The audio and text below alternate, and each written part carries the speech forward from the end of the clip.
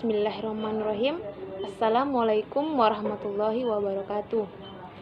Perkenalkan, nama saya Fitriani dari jurusan Pendidikan Guru Madrasah Ibtidaiyah atau PGMI, Fakultas Tarbiyah dan Keguruan UIN Alauddin Makassar.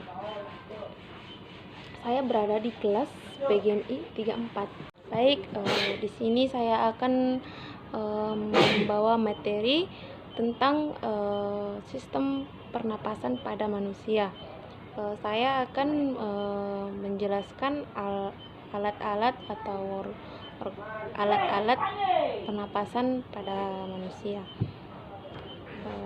Baik, kalau begitu kita langsung saja ke materinya.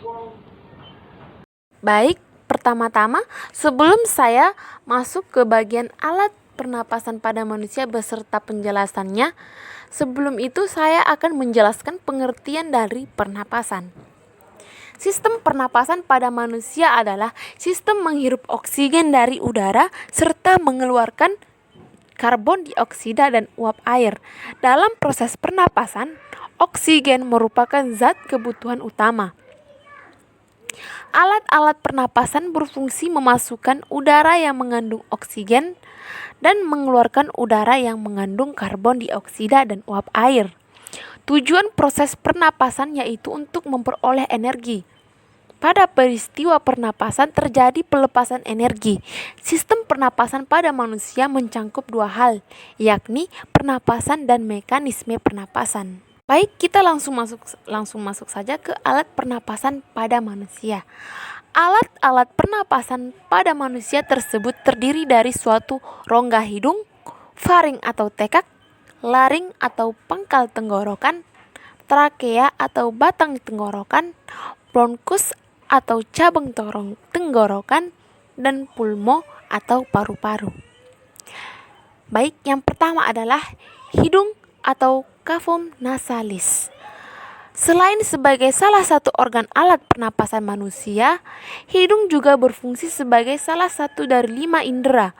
Hidung berfungsi sebagai alat untuk menghirup udara, penyaring udara yang akan masuk ke paru-paru, dan sebagai indera penciuman. Yang kedua adalah tekak atau faring. Faring merupakan persimpangan antara rongga hidung ke tenggorokan atau saluran pernapasan dan rongga mulut ke kerongkongan atau saluran pencernaan. Pada bagian belakang faring terdapat laring. Laring disebut pula pangkal tenggorokan. Pada laring terdapat pita suara dan epiglotis atau katup pangkal tenggorokan. Pada waktu menelan makanan, epiglotis menutupi laring sehingga makanan tidak masuk ke dalam tenggorokan. Sebaliknya, pada waktu bernapas, epiglotis akan membuka sehingga udara masuk ke dalam laring kemudian menuju tenggorokan. Yang ketiga adalah tenggorokan atau trakea. Tenggorokan berbentuk seperti pipa dengan panjang kurang lebih 10 cm. Di paru-paru, trakea bercabang 2 membentuk bronkus. Dinding tenggorokan terdiri atas 3 lapisan sebagai berikut. Lapisan yang pertama adalah lapisan paling luar terdiri atas jaringan ikat. Lapisan kedua adalah lapisan tengah terdiri atas otot polos dan cincin tulang rawan. Trakea tersusun atas 16-20 cincin tulang rawan yang berbentuk huruf C. Bagian belakang cincin tulang rawan ini tidak tersambung dan menempel pada esofagus. Hal ini berguna untuk mempertahankan trakea tetap terbuka. Lapisan yang ketiga adalah lapisan terdalam terdiri atas jaringan epitelium bersilia yang menghasilkan banyak lendir.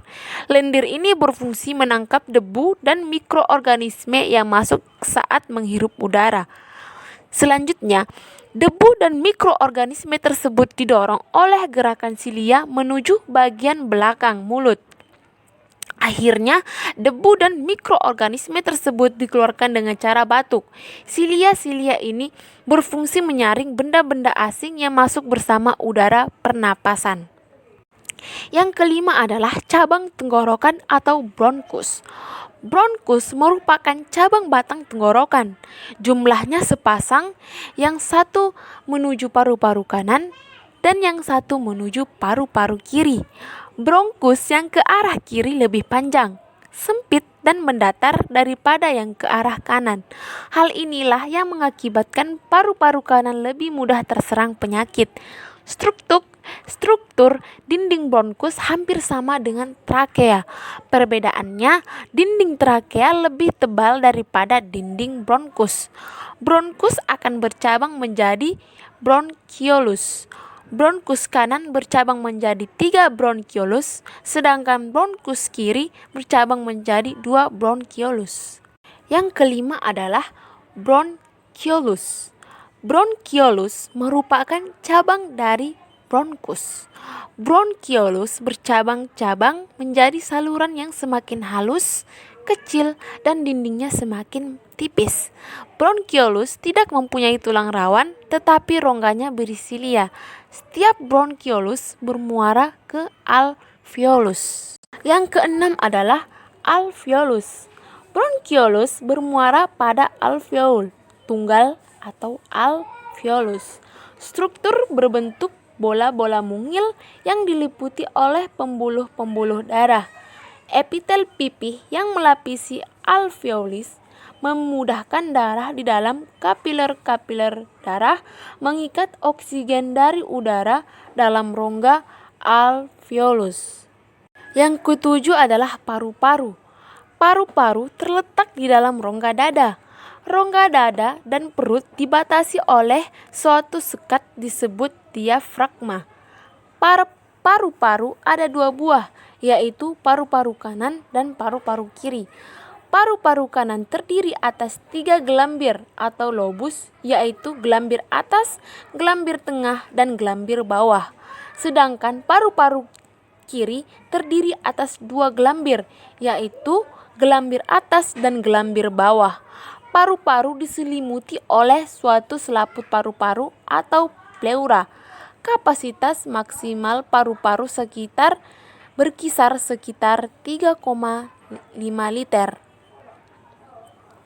Udara yang keluar masuk paru-paru pada waktu melakukan pernapasan biasa disebut udara pernapasan atau udara tidal. Volume udara pernapasan pada orang dewasa lebih kurang 500 mili. Sedangkan kita melakukan inspirasi biasa, kita masih bisa menarik napas sedalam-dalamnya. Udara yang dapat masuk setelah mengadakan inspirasi biasa disebut udara komplementer. Volumenya lebih kurang 1.500 mili. Setelah kita melakukan ekspirasi biasa, kita masih bisa menghembuskan napas sekuat-kuatnya. Udara yang dapat dikeluarkan setelah ekspirasi biasa disebut udara suplementer. Volumenya lebih kurang 1.500 mili. Walaupun kita mengeluarkan napas dari paru-paru dengan sekuat-kuatnya, ternyata dalam paru-paru masih ada udara disebut udara residu. Volume udara residu lebih kurang 1.500 mili. Jumlah volume udara pernapasan, udara komplementer, dan udara suplementer disebut kapasitas vital paru-paru. Yang terakhir adalah laring atau pangkal tenggorokan. Setelah melalui faring, udara masuk ke laring. Laring merupakan struktur kompleks berbentuk kerucut, terbalik, dan tersusun dari 9 tulang rawan dan juga sejumlah besar otot. Tulang rawan yang terdapat pada pintu masuk laring disebut dengan epiglotis, yang berguna untuk menghalangi makanan masuk ke dalam rongga hidung dan juga ke dalam tenggorokan ketika menelan makanan. Makhluk hidup yang bisa menghasilkan suara umumnya memiliki laring, termasuk manusia. Laring dapat juga disebut sebagai kotak suara. Saat udara keluar masuk melalui jalur pernapasan, maka akan ada suara yang dihasilkan. Disitulah laring berperan dalam menghasilkan suara. Di dalam laring ada organ penting yang berperan dalam produksi suara, yaitu pita suara. Baik, itu penjelasan dari saya tadi. Mohon maaf jika ada salah kata.